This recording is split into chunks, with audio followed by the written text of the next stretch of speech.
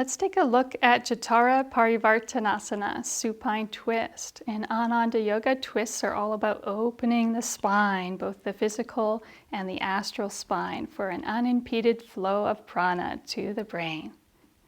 We begin in Shavasana, or a supine position, and because we start on the left side, we're going to bend our left knee first, sliding the left foot in toward the buttocks.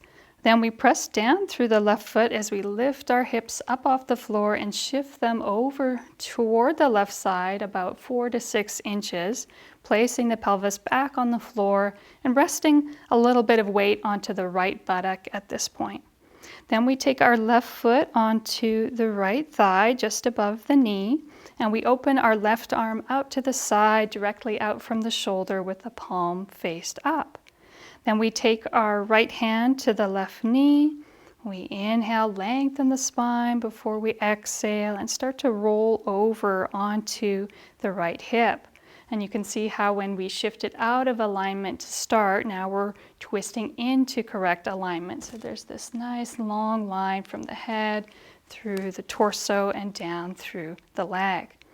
Now, we want to avoid forcing this knee to the floor. What that will do is it will cause the outer shoulder to lift up, and we want to keep the shoulder in contact with the floor throughout the twist. So just let the knee come wherever it does so naturally. The goal of the pose is to get that spinal twist. And to complete the twist, we can lift our head up off the floor, rotate it, and then place that rotated head back down on the floor so we're gazing out across that extended arm. Now we want to stay active in the pose, lengthening throughout the spine as the twist makes its way up throughout the entire spine. And we want to avoid being passive in this pose, because to be passive can actually cause us to overstretch our ligaments, which can destabilize the spine.